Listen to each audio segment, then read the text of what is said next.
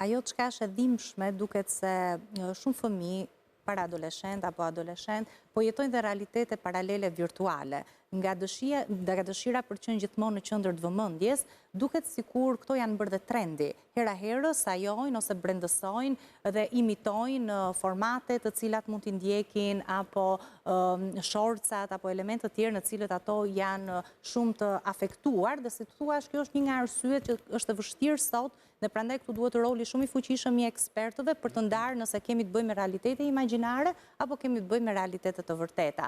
Sërish do ta rikthej dhe për të dhënë mesazh tek fuqizimi i familjes, politika sociale të shëndetshme për familjen. Ne sot shohim dhe në vëmendësim të madh duhet jenë familjet në nevojë, ose të ndryshe familjet në risk. Çfarë duhet të konstatojmë? Që sot këto politika janë të vakta, janë të dopta. Ne shohim që për familjet me një prind nuk ka skema të mirë përcaktuara në mbështetje, mbështetjet e tyre janë shumë të vogla, shpeshherë insignifikative, por nga ana tjetër janë edhe të shkurtra në kohë.